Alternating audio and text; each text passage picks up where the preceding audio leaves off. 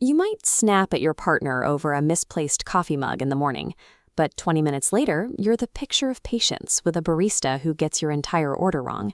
It's a strange contradiction. We often give our best behavior to random people we may never see again, while saving our shortest tempers for the people we share our lives with. When you catch yourself doing this, it's easy to feel like a hypocrite or worry that you're just taking your family for granted. But this shift in behavior is actually tied to how the brain manages a limited power supply and the specific ways it rewards us for making new connections. Looking at these physical processes changes the way we see our personal relationships and can help quiet the guilt we feel when we aren't our best selves at home.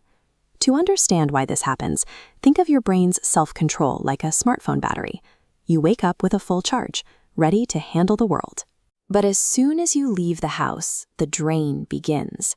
Every time you filter a rude thought, follow a social rule, or try to be charming for a stranger, your brain is performing an active, energy-intensive task. This chart shows how that capacity, called cognitive load, is used up. These social tasks act like heavy background apps, constantly pulling power away. Because this energy is finite, it can be entirely emptied out by thousands of tiny social calculations made before 5 p.m. By the time you get home, your patience isn't gone because you stopped caring. It's gone because the physical resources your brain needs to regulate your emotions have already been spent on everyone else. There's also the matter of protection. Most of us spend our public lives wearing a heavy, invisible suit of metal armor. We need that armor to navigate the world safely. It protects us from the judgment of strangers and helps us avoid conflict with people we don't fully trust yet. But your brain recognizes when you've crossed the threshold of your home. It identifies your family as a safe zone where those external threats don't exist. This is the moment your nervous system signals it's okay to drop the defenses. The suit of armor unlatches and falls to the floor.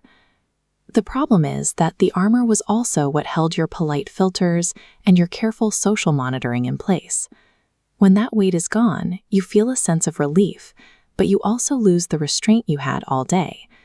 We are often less careful with our families because our brains trust that they won't leave us, even when we aren't wearing our best behavior. But why does the brain use so much energy to impress strangers in the first place? It comes down to a specific part of the brain programmed to hunt for social novelty.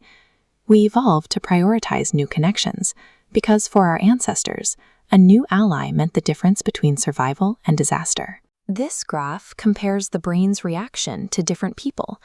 Charming a stranger creates a massive spike, a dopamine rush rewarding a successful mission. It's the same chemical hit as seeing a new phone notification, rewarding the unknown with excitement. Interactions with people you love are different. Because they are familiar and predictable, they provide comfort and stability, but they don't trigger that same intense chemical rush.